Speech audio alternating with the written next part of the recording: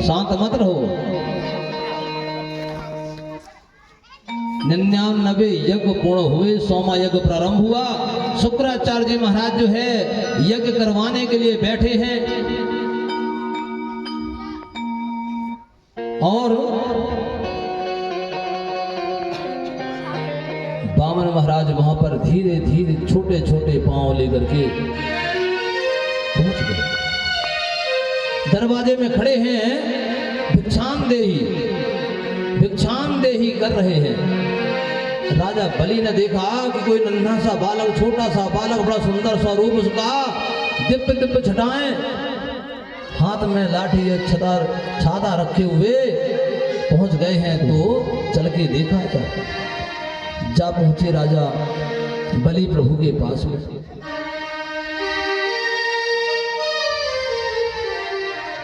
बोले आइए प्रभु, क्या चाहिए? प्रभु से कहे, बोले आपको क्या चाहिए? आपको जो चाहिए आप मांग लो, हम देंगे।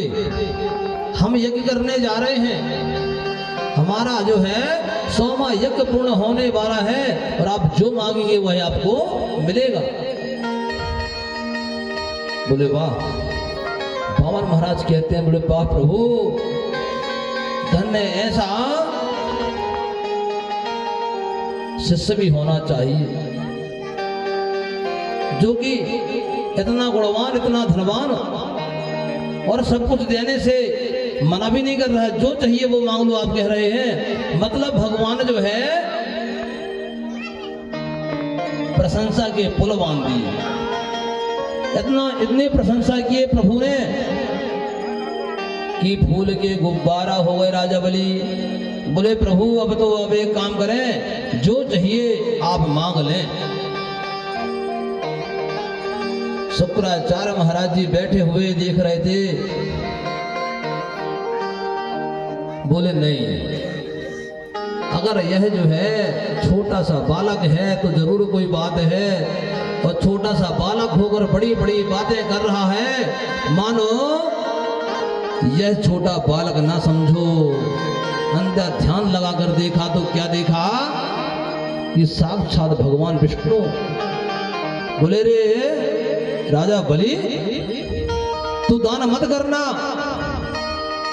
तू दान मत करना, ये तुझे छलने आए साक्षात विष्णु है, तुम्हें छलने आया। बोले नहीं, अगर राजा बलि के मुखार बिंद से निकल गया है कि दान देना है सो देना है, अब तो कुछ भी हो। अब मैं अपनी वाणी को मिथ्या नहीं बना सकता, झूठ साबित नहीं कर सकता।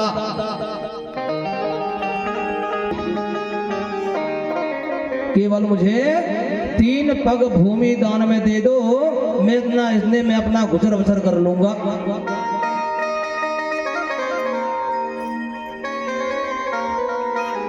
बोले महाराज आपने मांगा भी तो क्या मांगा?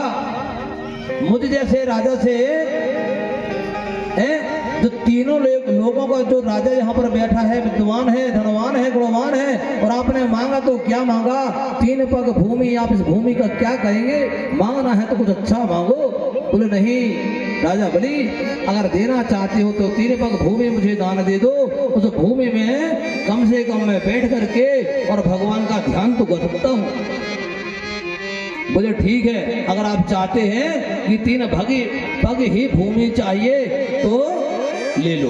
बोले मैं अपने पैरों में नापूंगा। बोले महाराज आपके तो छोटे छोटे कदम नन्हे नन्हे से हैं, इसमें तो आप बैठ भी नहीं पाओगे। बोले नहीं, आप दीजिए, जो होगा देखा जाएगा। और संकल्प, बोले महाराज संकल्प लेना पड़ेगा। राजा बलि संकल्प लेना पड़ेगा, बिगर संकल्प के कोई भी दान देना नहीं चाहिए। बोले ठीक है। जल लिया, कुसा रखा हाथ में, अक्षत लिया और 3 बार विष्णु विष्णु बोला। विष्णु हूं, विष्णु हूं, विष्णु हूं। लेकिन विष्णु बोलने का मतलब कब निकलेगा? जबकि हाथ से जल नीचे टपकेगा तब। आप लोग भी ध्यान रखना, आप लोग क्या करते हैं, माताएं लोग विशेष रूप से, इनको कई बार समझाया कि भैया एक काम करो, हाथ में जल इतना लेना है कि थोड़ा थोड़ा नीचे टपकता रहे जब तक कि संकल्प पूर्ण हो। अरे जल गिर जाता है, थोड़ा और ले लो चम्मच से, तब तो संकल्प पूर्ण होगा ना। लेकिन नहीं, थोड़ा सा जल इतना लेंगे, थोड़ा सा ना हो। अब जब तीन और जैसे फेंक के मारे कि भगवान की द्रोणाचार्य की जो शुक्राचार्य की आंख जो है एक अंधी हो गई। बोले बांके बिहारी लाल की। शुक्राचार्य जी भगे वहां से। देखो गुरु हो तो ऐसा, गुरु तो ने श्राप दे दिया, शुक्राचार्य जी ने श्राप दे दिया। बोले जा तू श्रीहीन हो जा। बोले अब मुझे तो वरदान और श्राप दो ही मिल गए हैं। जब गुरुजी ने श्राप दे ही दिए हैं श्रीहीन होने का, तब तो संकल्प पूर्ण होगा। और जैसे ही चल गिरा 3 बार विष्णु विष्णु श्रीमद भगवतो महापुरुषस्य विष्णु आज्ञा, संकल्प पूर्ण हुआ। और संकल्प पूर्ण होने के बाद में प्रभु जो है विकराल रूप रख लिए। प्रभु विकराल रूप रख लिए। और कहा ये भी जाता है कि राजा बलि की जो पत्नी थी ना, नन्हे से बालक को देख करके कहा था, राजा बलि की जो पत्नी थी उसने कहा था कि काश मेरा ऐसा नन्हा सा बालक होता तो अपना स्तनपान करवाती।